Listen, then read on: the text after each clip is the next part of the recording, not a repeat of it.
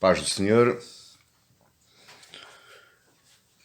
Gostava que abrissem as vossas Bíblias no livro do Apocalipse. Livro do Apocalipse. E hoje vamos estudar os dois capítulos, o 10 e o 11 deste livro. Mas para início só queria ler o verso 11 do capítulo 10 e o verso 3 do capítulo 11. Verso 11 do capítulo 10 diz: Então me disseram: é necessário ainda que profetize a respeito de muitos povos, nações, línguas e reis. Verso 3 do capítulo 11 diz: Darei às minhas duas testemunhas, que profetizem por 1260 dias, vestidas de pano de saco. Só até aqui. Que o Senhor Santo Espírito ilumine os nossos corações, liberte as nossas mentes, nos dê paz, tranquilidade nesta hora, para que nós possamos nos soltar das coisas da vida, das coisas do dia e atentarmos para as coisas de Deus. O Senhor Santo Espírito nos abençoe e abençoe todos quantos estão agora assistindo a este vídeo, deste estudo bíblico. Que seja assim, meu Deus, em nome de Jesus. Que o abrir dos meus lábios e o meditar do meu coração seja, Senhor, meu Deus, agradáveis na tua presença. Meu Deus, meu Rei, meu Senhor. Amém. E glória a Deus. Hoje queria falar convosco sobre, na continuação do estudo desta carta pastoral, esta carta de João, esta revelação de Jesus. Na sequência, eu queria hoje falar convosco sobre as testemunhas do Apocalipse. As testemunhas do Apocalipse. Infelizmente, o tema dos povos não alcançados não consiste num problema essencial nas nossas vidas. Hoje, o problema dos povos não alcançados pela pregação, não alcançados pelo Evangelho, não faz parte das nossas vidas cotidianas, não faz parte dos nossos pensamentos, não está na nossa agenda. 2000 anos depois deste livro ter sido escrito para incentivar os cristãos a buscar os povos não alcançados, 2000 anos após deste livro ter sido escrito, parece que não nos importa, não nos afeta, não nos atinge. Não é um problema nosso. Mas estes dois capítulos revelam porque é que nós ainda estamos na Terra. Já pensou? Porque é que ainda estamos aqui? Porque é que Deus ainda não colocou um ponto final na história da humanidade? Porque é que Deus ainda não derramou a sua santa e justa ira? Porque é que Deus ainda não acabou com o mal na Terra? Porque é que Deus ainda não deu continuidade às promessas da eternidade contidas nas páginas deste livro? Porquê? O que é que eu faço aqui hoje na Terra? A razão da nossa existência prende-se por base ou por causa dos povos não alcançados. Em outras palavras, eu só estou aqui na Terra ainda, a humanidade ainda só está presente na Terra por causa, exatamente, dos povos que ainda não foram alcançados. Deixe que eu lhe diga uma coisa esta noite. A última trombeta, ela só vai soar quando estas duas testemunhas, que aí fala o verso 3 do capítulo 11, que são a igreja, somos nós. A última trombeta, a sétima e a última trombeta, só irá soar quando as duas testemunhas, a igreja, nós, terminarmos, cumprirmos a nossa tarefa. E que tarefa é essa? Evangelizar. Evangelização. Essa é a nossa missão. Essa é a missão da igreja. Essa é a razão por qual Deus ainda não derramou a sua ira. Essa é a razão para a qual nós ainda estamos aqui. Nos capítulos 6, 7 e 8, nós vimos o povo de Deus selados na sua testa, num estado de segurança proporcionado por Deus. Enquanto Deus nos está selando, enquanto Deus nos está dando segurança, o plano está decorrendo, o plano não para. O cordeiro ainda continua quebrando os selos. O rolo está sendo desenrolado. Os desejos, os decretos divinos de Deus estão sendo revelados ao mundo. Mas enquanto isso, o povo está selado, o povo de Deus está selado com o selo de Deus na testa. O povo de Deus está assegurado, o povo de Deus está protegido. E a curiosidade é que, da mesma forma como João faz um parêntese entre o sétimo e o sexto e o sétimo selo, também existe um parêntese entre a sexta e a sétima trombeta. Na mensagem anterior nós estudámos fomos até à sétima trombeta, no capítulo 21, no versículo 21 do capítulo 9. E João revela em Apocalipse 7 que Deus nos guarda na tribulação. Muitos dizem que Deus vai nos livrar da tribulação, Deus nos livra dos problemas, Deus nos livra dos aborrecimentos. Mas o curioso é que Deus não nos livra das tribulações.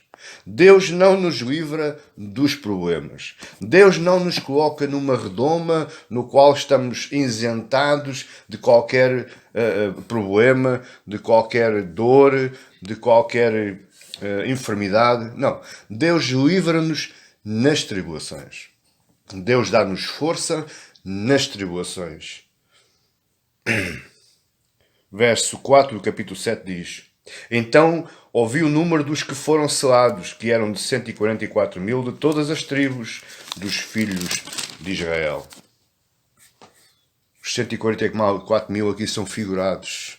Os 144.000 aqui equivale ao povo de Deus de todos os tempos, de todas as eras, de todas as línguas, raças e nações. E porquê é que Deus nos guarda na tribulação? Será que é para desfrutarmos de todas as bênçãos e coisas boas na terra? Não. Deus nos guarda na tribulação. Deus não nos isenta da tribulação por causa mesmo disso. É para nos tornar desconfortáveis neste mundo. Se Deus nos guardasse da tribulação, se Deus nos isentasse dos problemas, nós rapidamente nos confortaríamos. Nós rapidamente nos adaptaríamos a este mundo. Porque aquela coisa de dizer que nós comeremos o melhor desta terra, esta terra não tem nada de bom para nós comermos. Esta terra é uma terra miserável, hostil. Esta terra não é nossa. Estamos aqui apenas e só porque somos peregrinos. Estamos caminhando num deserto a caminho da terra prometida. Mas enquanto aqui estivermos, Deus nos guarda, Deus nos preserva, Deus nos consola na tribulação, no deserto. Olha o caso lá da igreja no tempo de Moisés, o povo de Israel. Porquê é que Deus levou o povo ao deserto? Porquê é que Deus não levou o povo diretamente à terra de Canaã? Foi mesmo para os ensinar, para os tornar desconfortáveis neste mundo. O problema é que eles não aprenderam nada. E com este desconforto, Deus nos dá coragem para evangelizarmos com pressa os povos ainda não alcançados. É muito fácil, a vida corre-nos bem, ficamos acomodados no nosso sofá, na nossa poltrona, não queremos fazer nada, não, está tudo na boa, está tudo fixe, tudo bom. Deus não nos livra da tribulação mesmo por causa disso, para nós evangelizarmos, para nós dizermos aos povos que ainda não foram alcançados: arrependei-vos, ainda é tempo. O fim está próximo. Vai ser tarde. Amanhã pode ser tarde. Daqui a 1 hora pode ser tarde. Arrependei-vos. Essa é a nossa missão. Por isso é que nós estamos desconfortados com este mundo. O nosso lar não é aqui. A cada trombeta. A cada trombeta que se soa é Deus dizendo: arrepende-te enquanto é tempo. A cada trombeta, meu querido e minha querida, somos nós evangelizando, dizendo ao mundo: arrepende-te enquanto é tempo. Arrepende-te. No nosso texto, capítulo 10 e 11, nós conseguimos ver o desafio que João coloca ao povo de Deus. Capítulos 10 e 11 é um desafio para nós. É um desafio exegético, é um desafio de interpretação e é um desafio para a nossa vida. Entenda bem, a sétima trombeta, eu vou-te continuar dizendo isto. Aliás, há pessoas aí, há colegas meus que dizem que as trombetas estão soando, o fim já está e... Não. Por isso é que João faz um parênteses entre a sexta trombeta e a sétima trombeta. É mesmo dizendo que a sétima trombeta não vai soar. Ela não vai soar enquanto a igreja não cumprir toda a sua obra missionária. Enquanto a igreja não evangelizar todo o mundo, conforme as ordens de Jesus nas duas comissões. Porquê? Porque ainda temos discípulos a fazer. Ainda há gente, meus queridos, à nossa volta, que ainda não ouviu o Evangelho. Ele pode ter ouvido, mas ainda não ouviu.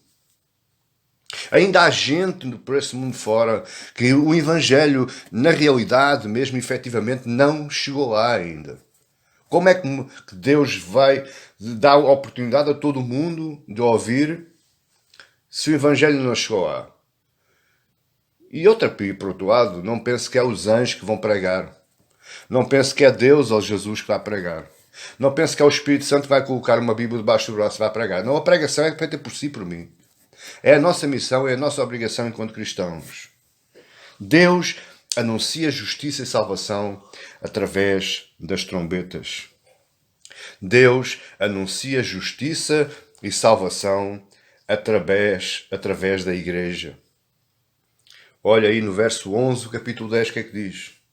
Então me disseram: é necessário que ainda profetizes a respeito de muitos povos, nações, línguas e reis.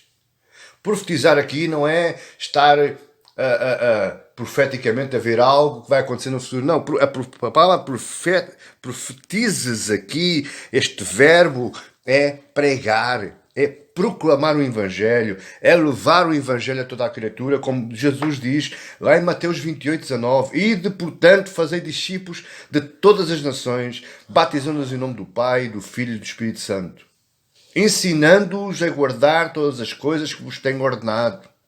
E eis que estou convosco todos os dias até à consumação do século. Essa é a missão da igreja. O verso que nós lemos, o verso 3 do capítulo 11, nos dá uma ideia de igreja unida, totalmente empenhada em jejum e oração.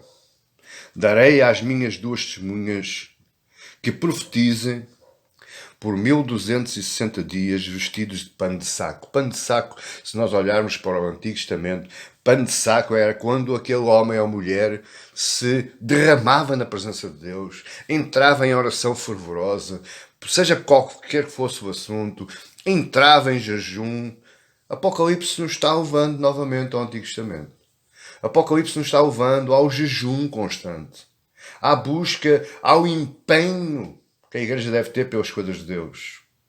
É claro que aí os 1260 dias existe muito arauto do Apocalipse, muito arauto da desgraça, que diz que são dias marcados por isso. Não, 1260 dias equivale a 3 anos e meio, que nós mais à frente iremos ver isso.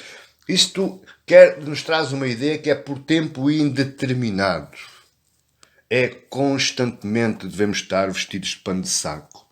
Constantemente devemos estar em oração. Constantemente devemos estar em jejum propositado pelos povos que ainda não foram alcançados, pelo progresso do Evangelho que Paulo tanto fala lá na carta aos Filipenses. Entenda bem. Só vai levar por diante a grande comissão. Só vai levar por diante aquilo que eu estou falando, a evangelização dos povos não alcançados, quem entender Apocalipse 10 e Apocalipse 11. Quem não entende Apocalipse 10 e Apocalipse 11 vai se sentar na sua poltrona e vai descansar o seu corpo. A sua alma não treme. O seu coração não exulta. O seu coração está totalmente descansado. Acomodou-se com as coisas deste mundo. Mas quem entende Apocalipse 10 e 11 se levanta e ouve a voz de Jesus: ide. Esta é a voz. Esta é a ordem. O pastor João, o apóstolo João, o velhinho João, ele está a encorajar a igreja para promover a grande comissão antes que a 7ª trombeta comece a soar. Lembrando que o Apocalipse narra o mesmo período da história. A primeira vinda de Jesus e a segunda vinda de Jesus, do tempo que nós estamos vivendo. Os seus já foram quebrados, as trombetas estão soando. A 7ª só vai soar, eu continuo dizendo, a 7ª só vai soar quando a igreja terminar a sua missão. Quando o papel da igreja terminar. Quando todo o povo, de toda a língua, de toda a nação, ouvir o Evangelho, aí sim, meus queridos, a 7ª trombeta soará e as taças do juízo de Deus começará a cair sobre esta terra. Mas ainda muita coisa vai acontecer antes disso. Eu tenho aqui 3 ou 4 pontos para falar convosco acerca destes 2 capítulos e eu vou precisar de correr porque muito teria que dizer, além de tudo aquilo que está escrito, muito teria ainda que falar. Mas em primeiro lugar, as testemunhas de Cristo, que fala aí o verso 3 do capítulo 11, estas testemunhas da igreja, ela precisa de encorajamento para proclamar o Evangelho. A igreja precisa ser encorajada. Por quem? Por Deus.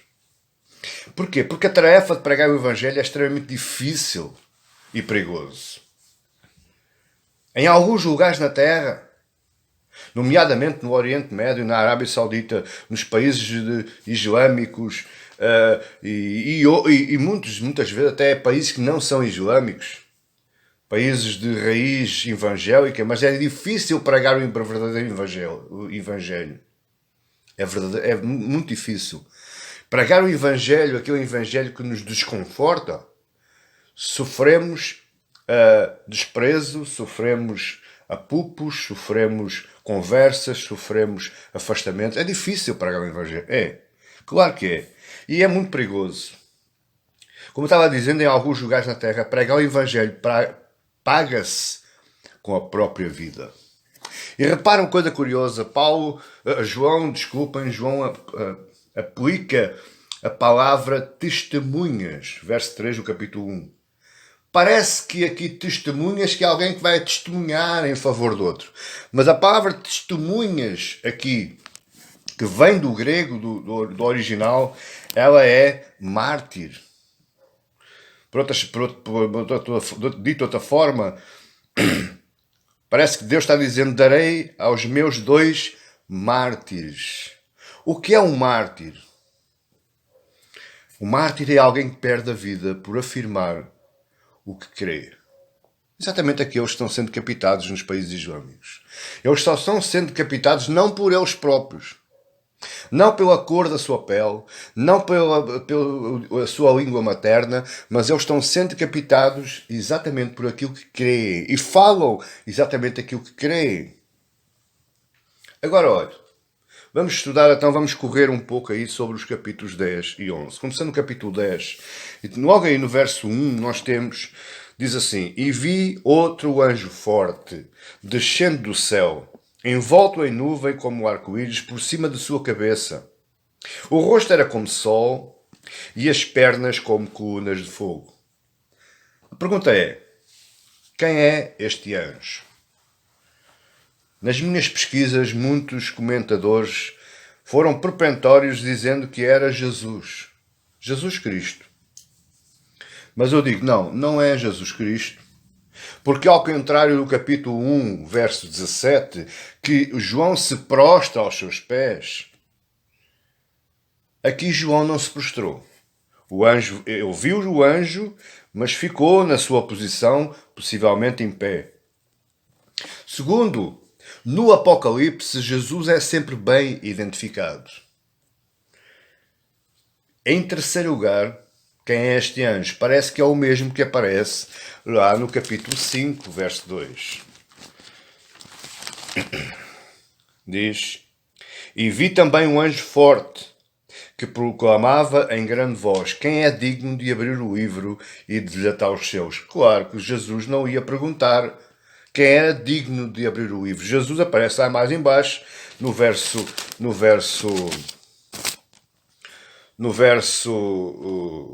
6, que o Cordeiro, então Jesus, vai, se levanta, toma o livro das mãos de Deus e vai então desatar os seus. Portanto, este anjo forte não é Jesus Cristo.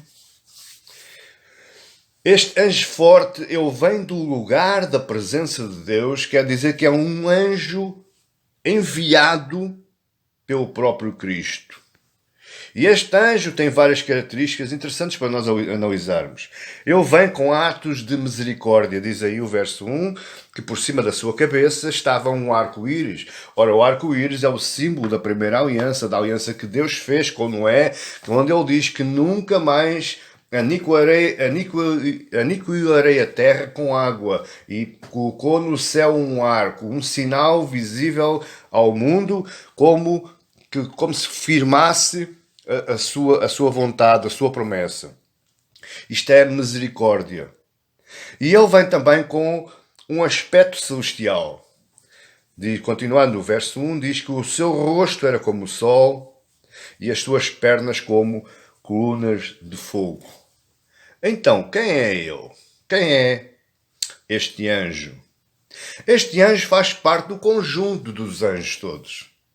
Poderia ser um anjo, como poderia ser milhares de anjos, porque se nós lermos em Hebreus, capítulo 1, verso 14, diz: Não são todos eles espíritos ministradores, enviados para o serviço a favor dos que hão de herdar a salvação? Então, este anjo é um anjo, não porque o João viu que era um anjo forte, eu não sei porque é que ele disse que era um anjo forte, não sei como é que ele chegou à conclusão que era forte, que era poderoso. Possivelmente com as pernas como colunas de fogo, ou o seu rosto que estava raiando, tapando o sol, ou como o sol. Mas eles são ministradores de Deus para cuidar, ou em serviço a favor dos que hão de herdar a salvação. São anjos ministradores ao serviço do povo de Deus. Sim, nós temos anjos ministradores. E para que é que estes anjos cuidam de nós? Como é que eles cuidam de nós? Anjos ministradores de Deus são servos enviados para cuidar do povo de Deus no campo de batalha. Não caia naquela asneira do anjo da guarda. Não caia naquela asneira de o anjo que me auxilia, o anjo que me está... Ok. Anjos ministradores são anjos que servem, cuidam, protegem o povo de Deus. São enviados por Deus. Estão à disposição do povo de Deus para cuidar. Mas que batalha é que eles cuidam ao povo de Deus? A proclamação do Evangelho. Então esta fica a dica. Quando você for para evangelizar alguém ou algum grupo de pessoas, em primeiro lugar, ora a Deus. Se humilhe aos pés de Deus. Você é somente um instrumento. Você é somente uma ferramenta. Você é um instrumento utilizável por Deus. Ora a Deus. Se prostra aos pés de Deus. Segundo, peça a iluminação do Espírito Santo. Peça que Ele coloque na sua boca as palavras certas para convencer as pessoas. Porque é Ele que convence e não você. Não há nenhuma pregação que possa convencer alguém. Mas muitas vezes duas palavras apenas servem para converter. E está aqui na sua frente quem foi convertido somente porque Jesus ama-te. Veja, que pregação, que sermão que eu ouvi. Mas essa palavra veio inspirada, veio enrolada, veio coberta com o Espírito Santo de Deus. E em terceiro lugar, peça a Deus que envie os seus anjos. Peça a Deus que os seus anjos cuidem de si, da sua vida, da sua vida física. Peça a Deus que envie os seus anjos para que você não se abale, nada lhe possa afetar. Esse é o serviço dos anjos. Quem nos serve e nos acompanha são as tropas celestiais. É o exército composto pelos anjos de Deus. Como é que nós podemos ter essa prova? No Antigo Testamento está uma passagem que nos elucida o quão muitas vezes nós temos os olhos fechados. Olhos físicos e olhos espirituais. Em 2 de Reis 5,15, narra a história de Eliseu e o seu aprendiz. E Eliseu estava dormindo e o aprendiz de Eliseu chega cá fora e olhou pelo monte abaixo, estava o rei da Assíria com todo o seu exército. 135 mil homens. E só o velhinho Eliseu e o mocinho aprendiz. E ele ficou apavorado. Acordou Eliseu. Diz assim a partir do verso 15. Tendo-se levantado muito cedo o moço do homem de Deus e saído, eis que tropas, cavalos e carros haviam cercado a cidade. Então o seu moço disse: ai, meu senhor, o que faremos? E ele respondeu: não temas, porque mais são os que estão conosco dos que estão com eles. Repare, para quem está atemorizado vendo aquele exército lá embaixo e sabendo que naquela cabana só existia um velhinho Eliseu e o Eliseu vem acabadinho de acordar e diz: não temas, muitos mais são os que estão conosco dos que estão com eles. O moço devia ter pensado para consigo: o Eliseu endoideceu, porque eu só estou a ver exército real, eu estou a ver cavalos, eu estou a ver carros, eu estou a ver guerreiros. Verso 17 diz a Bíblia que Eliseu orou. O que é que o Eliseu orou? Eliseu pediu a Deus para que enviasse os seus exércitos para cuidar do seu povo, dele e do próprio moço. Verso 7 diz: orou Eliseu e disse: Senhor, peço-te que abras os olhos para que veja, os olhos espirituais. O Senhor abriu os olhos do moço e ele viu que o monte estava cheio de cavalos, carros de fogo em redor de Eliseu. Os anjos de Deus, as tropas, o exército de Deus estavam lá para cuidar de Eliseu e do moço. Da mesma forma, meus irmãos, da mesma forma como aconteceu com Eliseu com o seu moço. E a Bíblia depois vai narrar que o rei da Síria foi totalmente aniquilado. Mas da mesma forma como Eliseu orou e teve a certeza, a convicção que Deus enviaria os seus anjos, da mesma forma você deve fazer a mesma coisa. De cada vez que empreende uma comissão de evangelização, de cada vez que empreende uma vontade própria, eu vou pregar, eu vou entregar o Evangelho, eu vou tentar falar a palavra. Não vá sozinho, peça a Deus. Ele envia os seus anjos. Verso 2 tem outra coisa curiosa também, que diz: e tinha na mão um livrinho aberto, e pôs o pé direito sobre o mar e o esquerdo sobre a terra. A pergunta é: porquê sobre o mar e porquê sobre a terra? Que figuras são estas?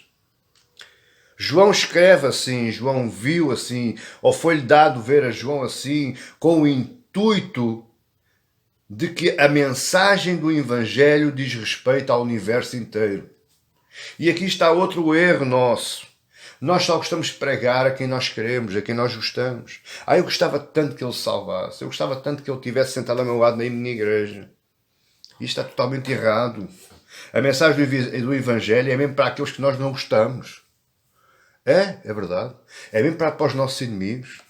Para aqueles que nos aborrecem. Os cavaleiros estão aí. Mas Deus não perdeu o seu controle. Deus domina terra e mar. Portanto, cabe-nos a nós pregar a toda a criatura. Isto é curioso.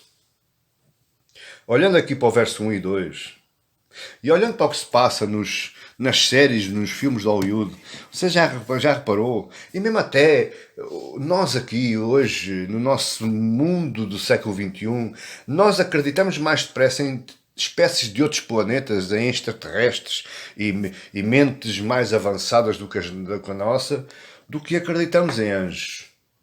É mais difícil que acreditar que existem anjos ao nosso redor do que é difícil acreditar que num planeta qualquer existe uma outra forma de vida e, quiçá, muito mais avançada que nós. Mas a teologia dos anjos, ela não é para nos servir as nossas necessidades. Anjos não servem as nossas necessidades. Quem serve as nossas necessidades é Deus. É a providência de Deus. É a graça e misericórdia de Deus. Ele utiliza meios de graça. Ele derrama graça para cuidar de nós. Anjos servem para nos auxiliar no progresso do Evangelho, na nossa caminhada cristã enquanto pregadores do Evangelho, enquanto proclamadores da verdade e da justiça. Anjos nos dão força e ânimo para continuarmos firmes no nosso trabalho, que é fazer discípulos. Mais uma vez, a Bíblia nos informa isso mesmo. Se nós virmos lá em Lucas 22:42, diz assim, dizendo: Pai, se queres, passa de mim este cálice. Contudo, não se faça a minha vontade, e sim a tua. Verso 43. Então lhe apareceu um anjo do céu que o confortava, que o consolava, que lhe dava força, que lhe dava ânimo. Para quê o ânimo? Para quê a força? Para quê o consolo? Para Jesus continuar o seu caminho, que era a cruz, lá no Monte da Caveira, no Monte do Gólgota. Segundo ponto, as testemunhas do Apocalipse. A Igreja precisa também não só de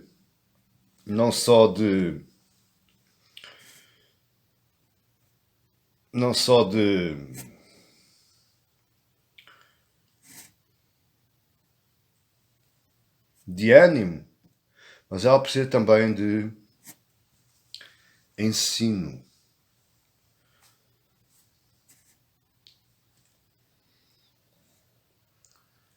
Versos 4 a 7 do capítulo 10 diz: E logo que falaram os 7 trovões, eu ia escrever. Mas ouvi uma voz do céu dizendo: Guarda em silêncio, guarda em segredo as coisas de que os 7 trovões falaram e não as escrevas. Então o anjo que via em pé sobre o mar e sobre a terra levantou a mão direita para o céu e jurou por aquele que vive pelos séculos dos séculos, o mesmo que criou o céu, a terra, o mar e tudo quanto nele existe, já não haverá demora. Mas nos dias da voz do 7º anjo, quando ele estiver para tocar a trombeta, cumprir-se-á então o mistério de Deus, segundo ele anunciou aos seus servos, os profetas. As testemunhas do Apocalipse precisam de ensinamento, precisam de aprender. E estes versos que nós lemos, do 4 ao 7, nós entendemos que nem tudo precisa ser dito. São dos versos um pouco mais, estão na classe dos mais difíceis de ser interpretados. Logo aí, no verso 4, quando o anjo diz, guarda em silêncio, não escrevas. Não escrevas porquê? Porque o medo do que farão contra nós, o medo de não ter resposta, nos impede de evangelizar. Muitas vezes nós queremos evangelizar, nós queremos falar, mas temos o medo daquilo que vem depois, da resposta que nos irão dar, da reação que iremos sofrer. Mas nós precisamos que entender, à luz do verso 4 do capítulo 10, que aquilo que não nos foi revelado não precisa ter resposta. Eu vejo aí tanta gente tentando desvendar os mistérios da Bíblia, mistérios que a Bíblia tem. E tem vários mistérios. O próprio Pedro, ele teve dificuldade a entender certas coisas que Paulo falava. Portanto, existe mistério na Bíblia. Agora, é necessário desvendar esses mistérios? Não. Até que no verso 4, quando ele diz: guardem em segredo as coisas que os sete trovões falaram e não as escrevas, isto está a dizer que não é preciso alarmar as pessoas. Não é necessário. Não devemos acrescentar desespero às pessoas. Não devemos tentar nos evidenciar teologicamente, ficarmos na base de cima e o outro fica na base de baixo. Porque eu sei mais que tu, porque eu entendo mais que tu. Meu querido e minha querida, fique-se pelo mais simples. Eu já lhe disse, eu fui salvo. Eu cheguei-me para Jesus por causa de duas palavras. Jesus ama-te. Poderiam-me ter dado mal a teologia, se calhar não funcionava. Não tinha trazido efeito nenhum. Mas aquela pessoa só me disse aquelas duas palavras. Jesus ama-te. Então, não acrescente desespero, as pessoas já estão desesperadas. Existe gente que eu vejo aí nas minhas redes sociais que dia após dia, dia após dia, dia após dia, é carga e carga e carga e carga a teologia. E vou-lhe dizer uma coisa, isso não vai chegar a lado nenhum. Isso cansa as pessoas. Você deve falar a verdade com justiça, com honestidade, com integridade, mas acima de tudo com amor. Com o sentido de querer realmente alcançar aquela alma. Alcançar aquele povo. Aí no verso 5 temos uma outra evidência de que não era Jesus este anjo. Este anjo não era Jesus. Verso 5 diz: e então vi o anjo que... Então o anjo que vi em pé sobre o mar e sobre a terra levantou a mão direita para o céu e jurou por aquele que vive pelos séculos dos séculos. Ou seja, ele jurou por Jesus, ele jurou por Deus. O mesmo que criou o céu, a terra e o mar e tudo quanto nele existe, já não haverá demora. Verso 7 diz: mas nos dias da voz do sétimo anjo, quando ele estiver para tocar a trombeta, cumprir-se-á então o mistério de Deus, segundo ele anunciou aos seus servos, os profetas. Que mistério é este? A salvação. A salvação de um povo que é só dele. O cumprimento de todas as profecias, desde o Antigo Testamento até ao Novo Testamento. Então, na hora de testemunharmos, além de nós sermos corajosos, nós precisamos ser comedidos. Comedidos porquê? Porque quem realiza não é você, é Deus. Quem corta a árvore não é você, você é apenas um machado. Deus é o lenhador. Então deixe-se utilizar com coragem, com intrepidez, com confiança, deixe-se utilizar e deixe que Deus realize o seu querer. É muito importante nós sabermos. E há muita gente aí que tem... Eu não queria ser rude, mas tem a mania de ser profeta. E muitas vezes chega e vem, eu tenho uma coisa da parte de Deus, Deus mandou-me falar. Calma. Se Deus nos deu algo sobre alguém que muitas vezes nos dá, nós devemos estar calados.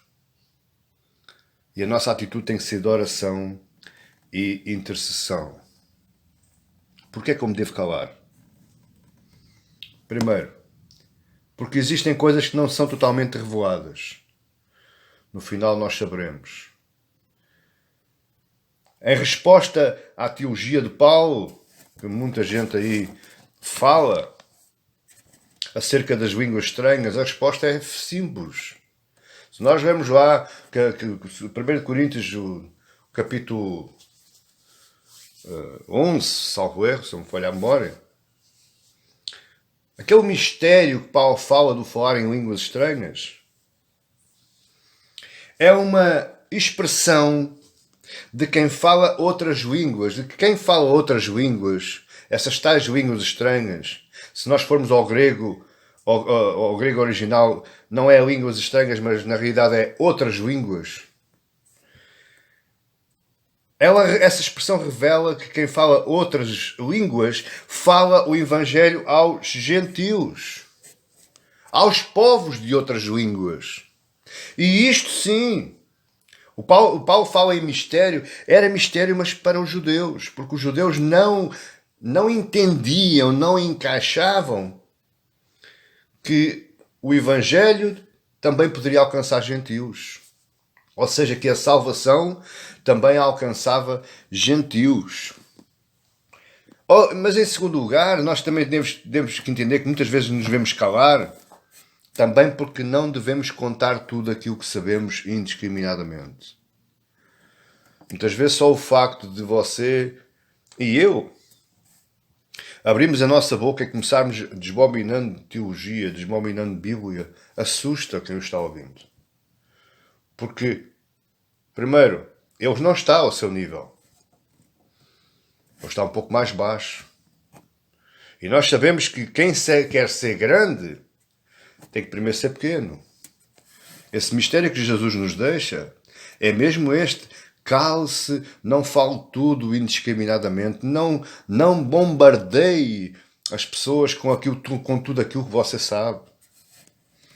Existem pessoas que não estão preparadas para receber tanta informação. É verdade.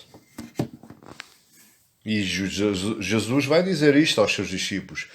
Os mesmos discípulos que andaram com ele 3 anos, que aprenderam com ele.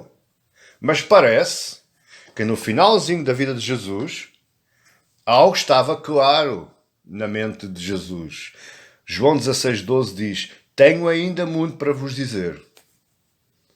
Além de tudo aquilo que Jesus ensinou, Jesus diz: tenho ainda muito para vos dizer, mas vós não o podeis suportar agora. Não estavam preparados para suportar tanta carga teológica. Hoje acontece o mesmo connosco. Não tente ganhar uma alma com um caminhão de teologia. Fale-lhe o leitinho, as coisas mais básicas.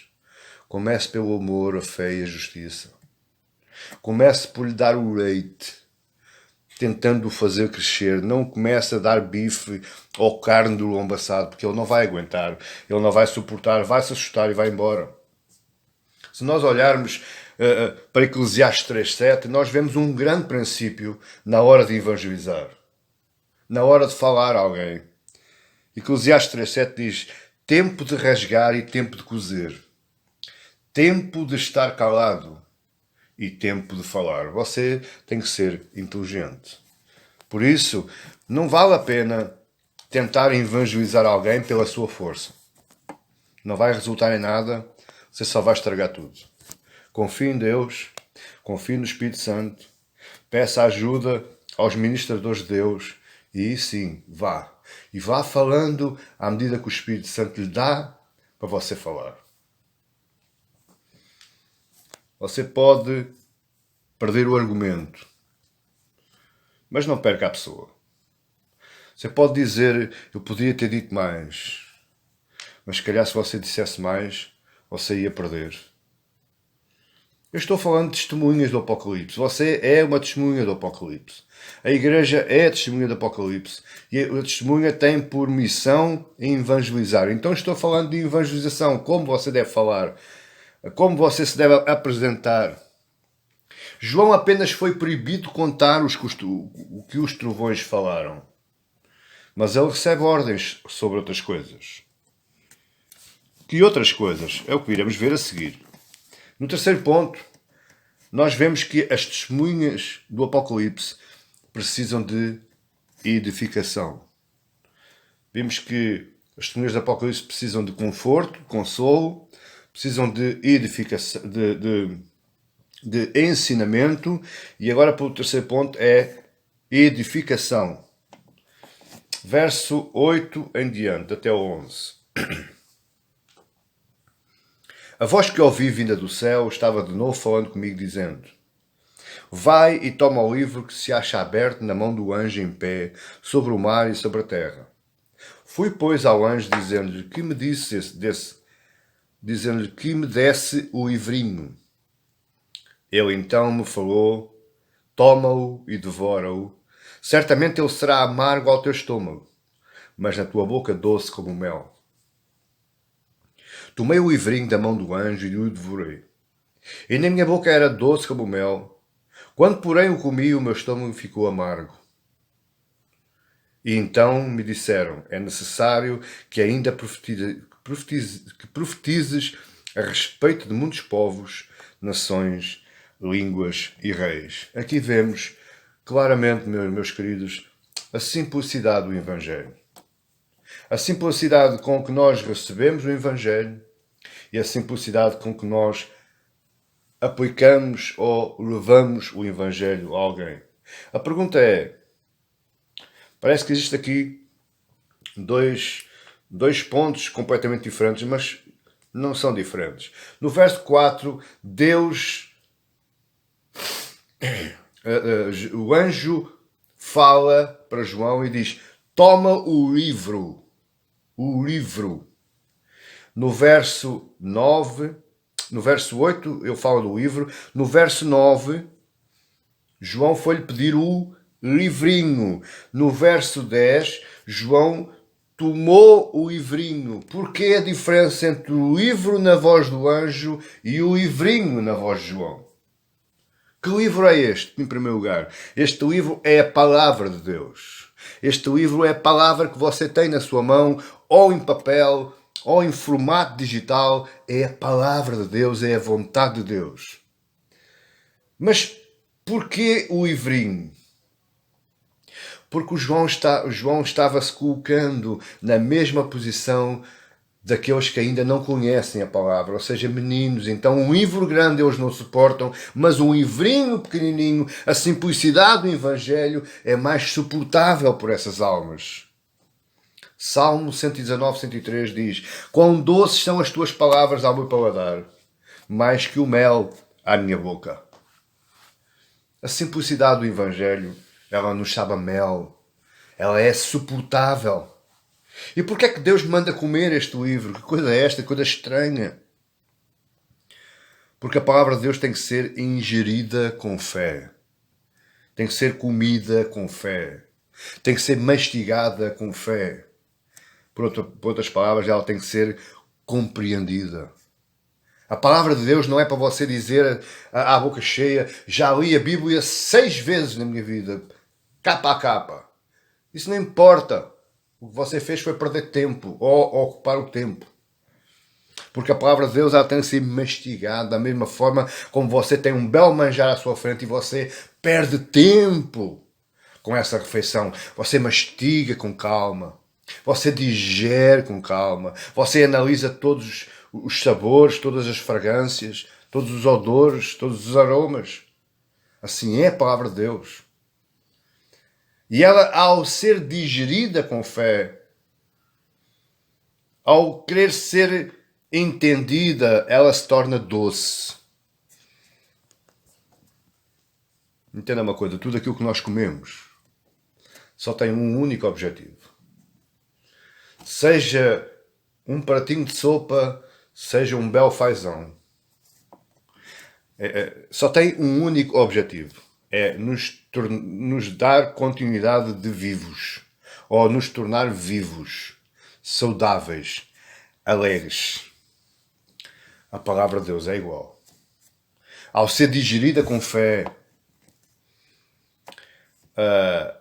ao ser entendida, compreendida, ela tem o objetivo de nos dar vida. Vida. Porquê livrinho, então? Porque é que João entende aquele livro, para ele era um livrinho, ou teria que ser um livrinho? Porque Deus quer que nós entendamos apenas o que podemos pregar. Por isso eu lhe digo, não vale a pena você preparar sermões para ganhar almas. Leve o mel. Leva a simplicidade do Evangelho, não esquecendo as palavras de Paulo, que diz que o Evangelho é o poder de Deus para a salvação. O Evangelho. Não é a teologia sistemática, Não é os cursos do seminário, não. É o Evangelho, é o poder de Deus para a salvação. A simplicidade do Evangelho, ela torna-se em poder que Deus opera, atua, executa na vida daqueles que Ele quer. O que é que nós podemos também entender? A simplicidade do Evangelho. Da mesma forma como Jesus disse a eles, eu tenho muito mais para vos dizer, mas vocês hoje não podem suportar. Amanhã vocês entendem. Entenda bem, o povo de Deus não tem que conhecer a Bíblia toda. Isso é um erro crasso de alguns pastores colegas meus. Alguns seminaristas, alguns teólogos. Eu não preciso, eu quando digo, e eu sou um dos que digo muitas vezes, meditem na Bíblia, leiam a Bíblia, invistam tempo na Bíblia, não quer dizer que você vai conhecer a Bíblia toda. Você vai assimilar capítulo por capítulo, versículo por... Como eu já encontrei vários pastores e pregadores que eles sabem versículos, sabem capítulos, sabem isto, sabem, até às vezes até a página da Bíblia sabem. O que é que isso importa? Nós temos aqui entender a Bíblia. Nós temos aqui entender aquilo que a Bíblia nos quer falar, nos quer dizer. Verso 10 tem algo que nos tira do sério. Porque diz assim o verso 10. Tomei o livrinho da mão do anjo e o devorei. Agora veja o contraste. Na minha boca era doce como mel. Quando, porém, eu comi, o meu estômago ficou amargo. Porquê amargo? Como mel na boca, doce como mel na boca e amargo no estômago. E aí agora escuta aquilo que eu lhe vou dizer. Porque esta vai doer para nós. A palavra de Deus, embora seja doce e agradável, nos traga vida, consolo, conforto, renovo ao nosso coração. Ela também traz a nu o pior de nós. Ela coloca a nu, ela coloca ali escarrapachado toda a nossa depravação, toda a nossa miserabilidade, todo o nosso pecado. Isso nos desconforta. A palavra de Deus nos desconforta. Ela tanto conforta a nossa alma, tanto renova a nossa fé, como nos lembra, tu ainda és depravado. Sem a palavra, tu não és ninguém. Daí, o amargo no estômago. Olha o que é que Jeremias diz no capítulo 20. Porque sempre que falo tenho de gritar e clamar violência e destruição. Porque a palavra do Senhor se me tornou um opróbrio e ludíbrio todo o dia. A palavra do Senhor se me tornou uma vergonha. Vergonha o quê? A palavra não, eu. Ela me traz calma, paz, amor, fé, mas ela também me traz vergonha daquilo que eu ainda sou. E por isso Paulo fala lá em Romanos 7. Ele sabe que o Evangelho é o poder de Deus para a salvação, mas ele também sabe que ainda continua pecador. E sem a palavra, sem o conforto da palavra, ele não é ninguém. Verso 11 diz: então, o estômago ficou amargo. Ele ficou desconfortado. No verso 11, então me disseram: é necessário que ainda profetize a respeito de muitos povos, nações, línguas e reis. A pergunta é: em que momento é que eu vou profetizar? Por outras palavras, em que momento é que eu vou pregar? Vou anunciar o Evangelho, depois de ter digerido a palavra. Um saco vazio não se aguenta de pé. Há muito tempo que eu não uso esta expressão, mas vou utilizá-la hoje. Ninguém pode dar nada daquilo que não tem. Como é que você quer ir anunciar o Evangelho para a salvação de almas se você não o tem na sua vida? Você não digeriu a palavra. Você não comeu a palavra. Você não entendeu a palavra. Então que Evangelho é que você vai pregar? O seu.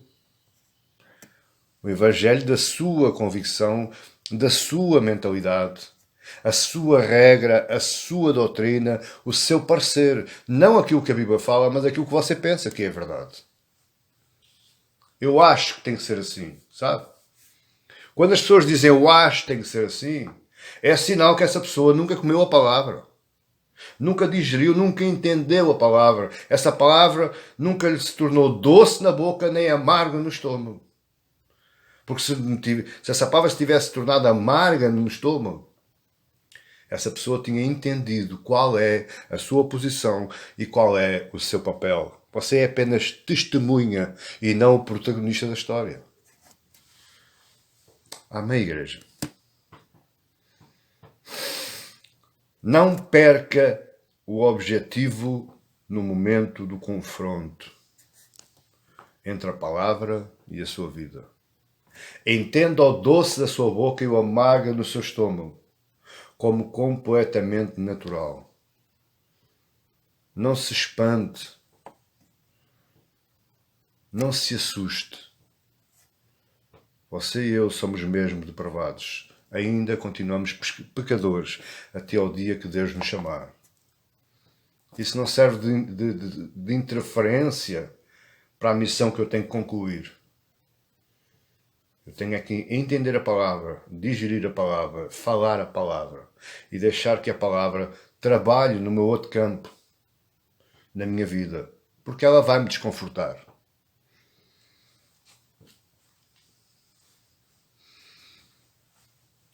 Também não vá dizer, como eu já ouvi muitos, eu agora vou parar um pouco, vou aliviar um pouco, porque eu estou aqui com umas dúvidas acerca da minha espiritualidade.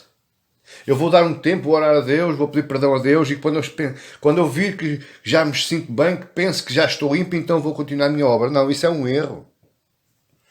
Isso é um erro. Não existe férias ou paragens para dar tempo ou para meditação para as testemunhas de Deus. Não existe tempo para férias. Aqui é 24 sobre 24, 365 dias no ano. Durante o tempo que Deus nos conceder para estarmos aqui. Não existe meditações. Não existe reflexões. Muitos se afastam da igreja com esse argumento. Um argumento completamente falso. Não tem produtividade nenhuma para a sua vida física e espiritual. E pelo contrário, serviu de pretexto para que você abandonasse a obra que você tinha para concluir. Quarto e último capítulo, o último ponto. As testemunhas, além de ensinamento, as testemunhas do Apocalipse precisam também de esperança.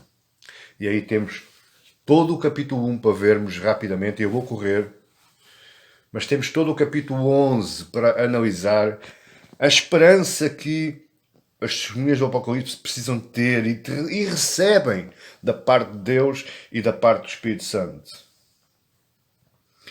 Neste capítulo, no capítulo 11, João vê 3 cenas que nos devem encher de esperança. A primeira cena é que Deus cerca o seu povo para o proteger. E está aí no verso 1 do capítulo 11. E foi-me dado um caniço semelhante a uma vara, e também me foi dito, dispõe-te e mede o santuário de Deus, o seu altar, e os que naquele adoram. Quando isto aqui parece que João estava tirando umas medidas, mas aqui na realidade Deus deu a visão desta cena a João para lhe dizer que o povo de Deus está cercado num local certo, exato, que é o trono de Deus, o altar de Deus. Embora você esteja hoje aqui nesta terra e ainda esteja vivo fisicamente, mas você está cercado no altar de Deus. O cristão é aquele que pode entrar no Santo dos Santos, no lugar santíssimo, e falar com Deus diretamente. Você pode entrar no trono de Deus. Você pode entrar na sala do trono em oração, em louvor, em jejum e adoração. Veja o verso 2. Mas deixa de parte o ato exterior do santuário e não o meças. porque ele foi dado aos gentios. Estes, por 42 meses, calcarão os pés da cidade santa. 42 meses, se você fizer as contas, são 1260 dias. São 3 anos e meio. Isto vai aparecer em todo o Apocalipse. Isto é um tempo. Deus cerca os que o adoram. Deus protege os que o adoram. Ainda assim, o mundo vai pisar a igreja. E porquê que o mundo vai pisar a igreja? Repare que aí está gentios. Gentio aqui é povo que não pertence à mesma nação que eu. Por incrível que pareça, a expressão joio, quando Jesus fala do trigo e do joio, o trigo é a igreja e o joio é aquele que não pertence à mesma nação, é gentio. Mas por incrível que pareça, parece que Jesus está a dizer que o gentio participa das mesmas coisas que o trigo. Se você reparar aqui no verso 2, parece que Deus está dizendo que o gentio está não está no seu altar, mas está no mesmo complexo. Deixa a parte exterior do átrio do santuário e não o meças porque foi dado aos gentios. A ideia é que existe gentios no meio dos cristãos. E eu vou mais longe ainda, querida igreja. Existe cristãos que se portam como gentios dentro das igrejas. Deus faz isso para que haja uma verdadeira e real separação entre o trigo e o joio. Entre os cristãos verdadeiros e os cristãos falsificados. Uma curiosidade do Apocalipse é que tanto estes cristãos verdadeiros e tanto estes cristãos falsificados, eles serão ambos perseguidos. Mas os únicos que vão ser enganados são os falsificados. Porque os verdadeiros estão cercados por Deus. Estão protegidos por Deus. Eles sabem quem é Deus. Lucas 12, 4, Jesus diz: digo-vos, pois, amigos meus, não temais os que matam o corpo e depois disso nada mais podem fazer. Eu, porém, vos mostrarei a quem deves temer. Também aquele que depois de matar tem poder para lançar no inferno. Sim, digo-vos, a esse deveis temer. Não se vendem 5 pardais por 2 asses. Entretanto, nenhum deles está em esquecimento diante de Deus. Até os cabelos da vossa cabeça estão todos contados. Não temais. Bem mais valeis do que muitos pardais. Esta passagem nos diz, como o verso 1 do capítulo 11 nos diz, que Deus tem bem calculado o número exato do seu povo. Confie nele. Não tema, busque-o, adore-o, prostre-se diante dele, assuma a sua posição de humilde de espírito, diga-lhe a ele que é totalmente dependente dele e deixe ele fazer o resto. Ele, a seu tempo, ele separará o trigo do joio, não se importe. Mas em segundo lugar, Deus também dá poder ao seu povo para testemunhar. E aí está no verso 3. Darei às minhas 2 testemunhas que profetizem. Darei o quê? A autoridade. Às minhas 2 testemunhas que profetizem por 1260 dias vestidas de panos de saco. Deus dá poder para testemunhar. Deus dá poder para pregar. Deus dá poder para anunciar. Lucas 10, 1 diz: depois disto o Senhor designou, deu autoridade. Outros 70, e os enviou de 2 a 2, lá está as testemunhas, para que o precedessem em cada cidade e lugar aonde ele estava para ir. Testemunhas dotadas da autoridade, é o que nos diz o verso 3. E o verso 4 nos diz que a autoridade vem do Espírito Santo. São estas as 2 oliveiras. Eu já ouvi tanta coisa acerca destas 2 oliveiras e destes 2 candeeiros que eu nem... Olha, Nem vale a pena eu dizer o que eu já ouvi. Mas aqui é assim. Estas duas oliveiras e estes dois candeeiros é a igreja, dotada de autoridade pelo Espírito Santo. O candeeiro só brilha quando tem azeite. Azeite é sinónimo de Espírito Santo de Deus. As oliveiras são aquelas que dão o Espírito. Estas são as duas oliveiras e os dois candeeiros que se acham de pé diante do Senhor da terra. A autoridade vem do Espírito. A igreja brilha através do Evangelho pelo poder do Espírito Santo, enquanto ela testemunhar. A igreja que não prega o Evangelho, a igreja que não anuncia a salvação, é uma igreja sem brilho, sem espírito, é uma igreja apagada. É uma igreja que não presta para nada.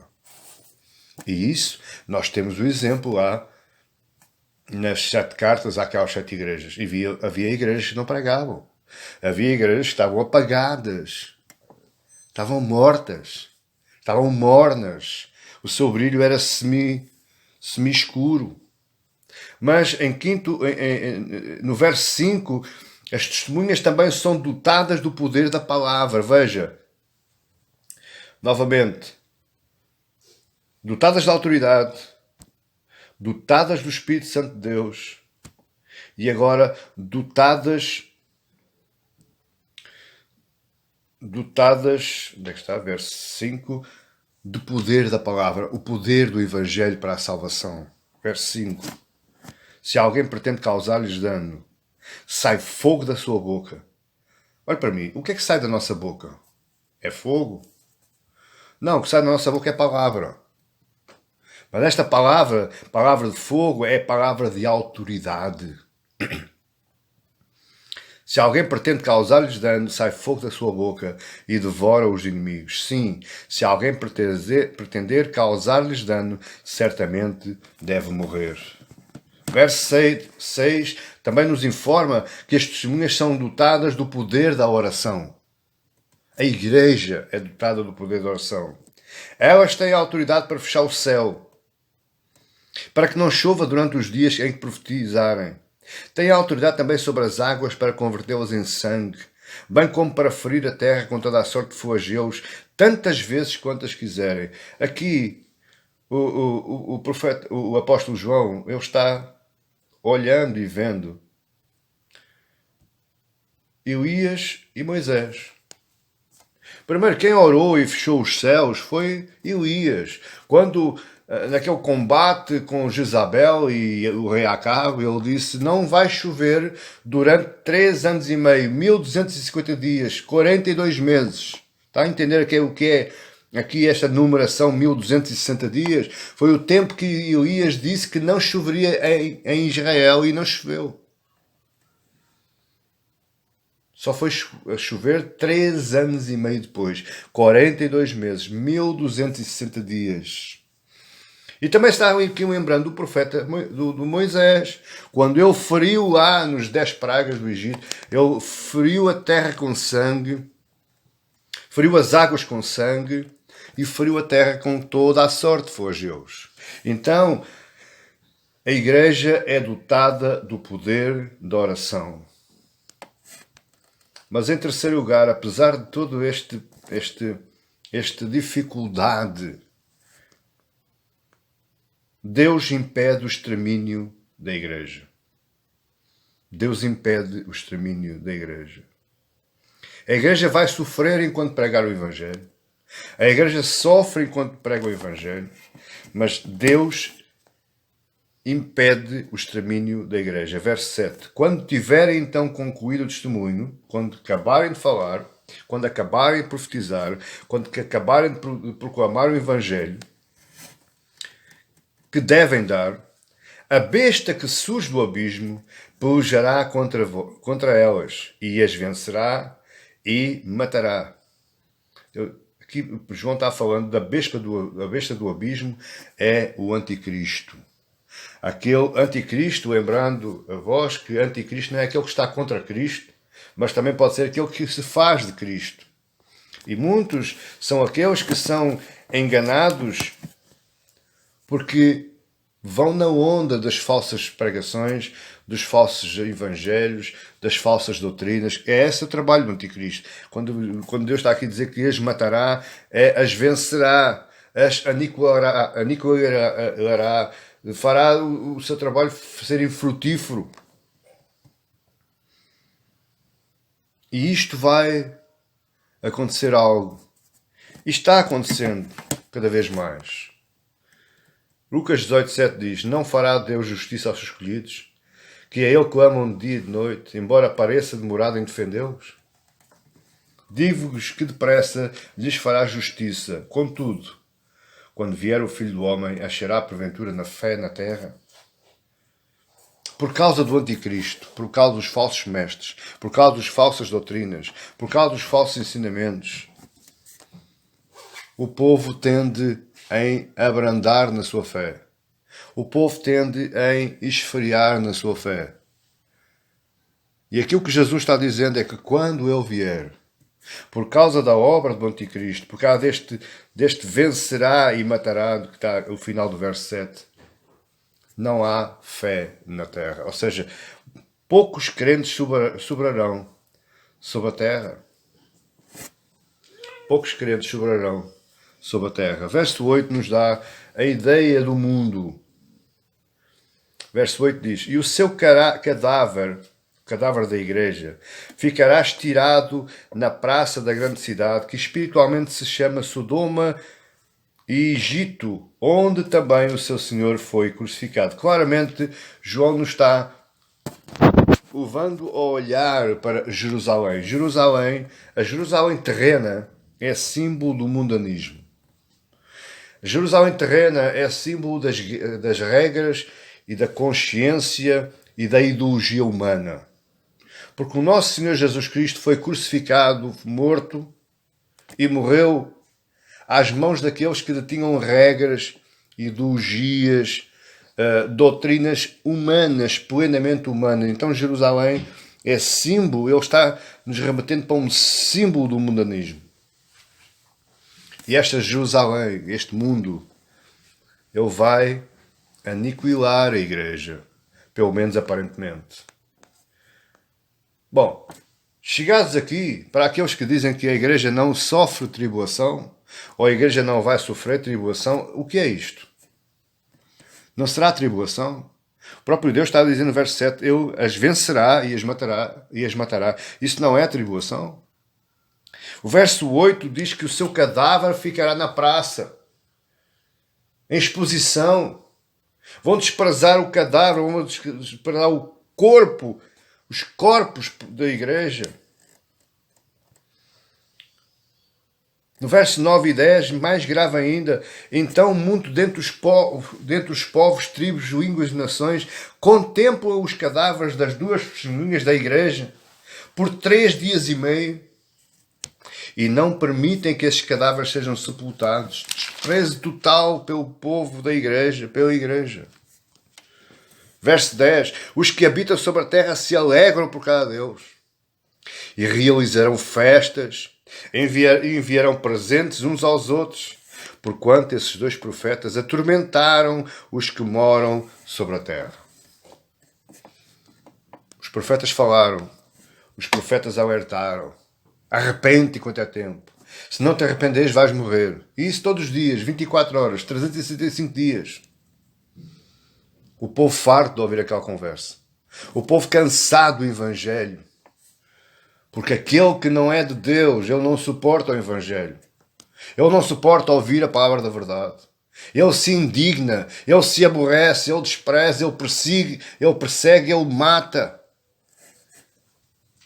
E eles se alegram por causa da aparente derrota da igreja.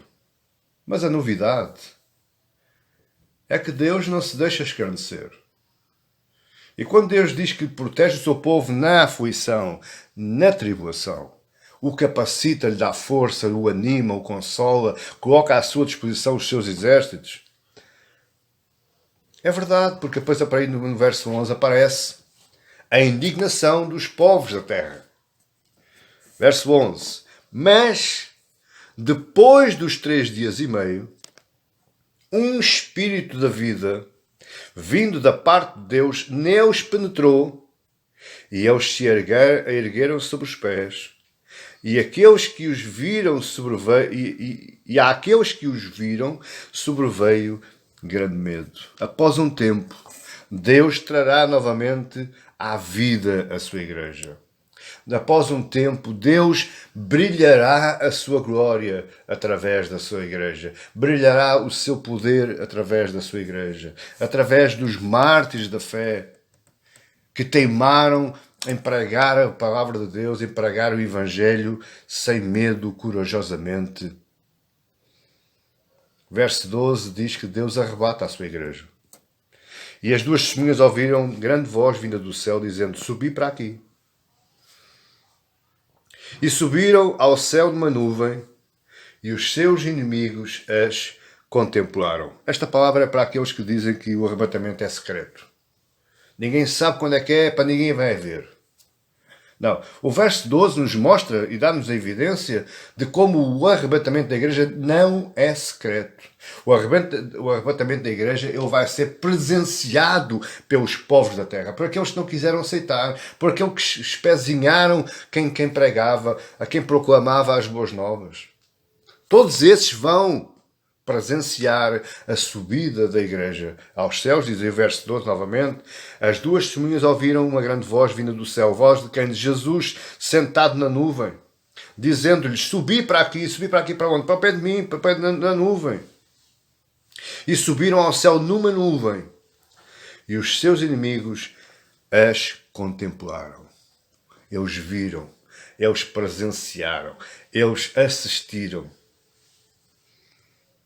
E quando eles veem isto, quando eles veem aqueles que eles desprezaram, derrotaram, mataram, aparentemente tiveram uma grande vitória sobre eles, eles subiram aos céus, à presença de Deus, arrebatadas, eles ficaram apavorados. Verso 13 e 14.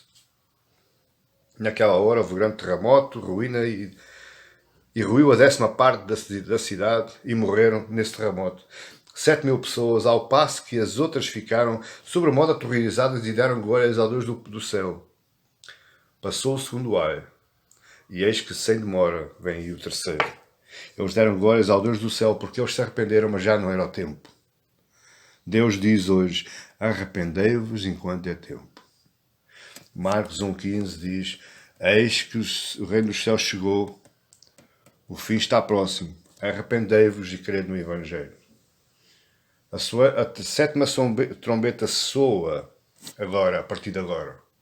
Quando a obra da igreja está completa, quando ela finda o seu trabalho, que é pregar o Evangelho, pregar as boas novas, a grande comissão, a grande das grandes comissões. Quando ela finda o seu trabalho, ela é elevada aos céus e no verso 15 toca a 7ª trombeta.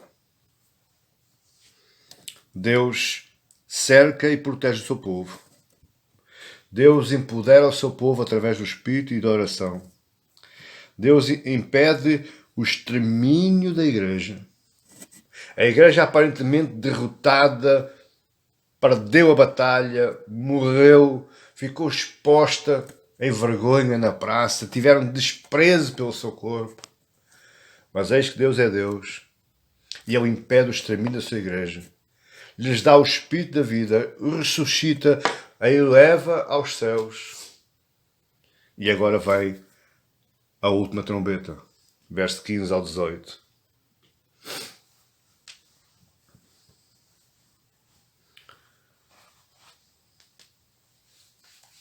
Ao 19, perdão. E o 7º anjo tocou a trombeta, e houve no céu grandes vozes dizendo: o reino do mundo se tornou de Nosso Senhor e do seu Cristo, e Ele reinará pelos séculos dos séculos. Isto é o toque da trombeta. E os 24 anciãos que se encontram sentados no seu trono diante de Deus prostraram-se sobre o seu rosto e adoraram a Deus, dizendo: graças te damos, Senhor Deus, Todo-Poderoso que és e que eras, porque assumiste o teu grande poder e passaste a reinar. Na verdade, as nações se enfureceram. Chegou, porém, a tua ira. e o tempo determinado para serem julgados os mortos, para se dar o galardão aos teus servos, os profetas, aos santos e aos que temem o teu nome, tanto aos pequenos como aos grandes, e para destruires os que destroem a terra. Abriu-se então o santuário de Deus, que se acha no céu, e foi vista a arca da aliança no seu santuário, e sobrevieram relâmpagos, vozes, trovões, terremotos e grande saraivada. Esta é a Igreja celebrando. Concluiu o seu trabalho. Chegou ao final da sua jornada. Combateu o seu combate. Guardou a fé. Foi desprezada. Foi maltratada. Foi vituperada. Foi envergonhada. Mas ela hoje, com a soar da sétima trombeta, ela celebra. Ao contrário disso, aqueles que aparentemente pensavam que tinham vencido, pensavam que tinham derrotado Deus e a sua Igreja, pensavam que tinham espezinhado, colocado sobre os seus pés o Evangelho, a Palavra de Deus, eles agora agonizam. Eles agora vão clamar que se lhes dê uma nova oportunidade. Mas já é tarde. Este é o parêntese entre a sexta trombeta e a sétima trombeta. Se você quer entender aquilo que a razão pela qual você está aqui neste mundo, se você quer entender a razão pela qual Deus não colocou ainda um ponto final na história da humanidade, na nossa história neste mundo, você deve entender que capítulo 10 e capítulo 11 do Apocalipse. Que Deus nos ajude e guarde. Que Deus nos ajude e guarde a não vacilarmos na nossa fé. Que Deus nos ajude e guarde a não vacilarmos na nossa convicção. Que Deus nos ajude e guarde a nós executarmos o nosso trabalho, a nossa missão. Que Deus nos ajude e guarde. Oremos. Senhor Deus, Pai eterno, te louvamos e glorificamos para todo o sempre, Senhor. Suplicamos esta hora, acabados de ouvir a Tua palavra. Palavra tão importante para a Tua Igreja, escrita através do punho do apóstolo João. Nós te suplicamos, Senhor, que nos cerques, que nos guardes, que nos empoderes em palavra e em espírito, que nos dês, Senhor, a graça da oração, a disponibilidade da oração, mas acima de tudo, Senhor, que nos dês a coragem, o ardor espiritual de, embora sermos perseguidos, desprezados, ofendidos, magoados, mas ainda assim, continuemos esta jornada, pregando e anunciando a Tua salvação, pregando e anunciando o Teu Evangelho, para a Tua honra, Senhor, e para a glória de Cristo Jesus. Nós oramos assim, acreditando que assim seja. Amém e glória a Deus. Que Deus te abençoe em nome de Jesus.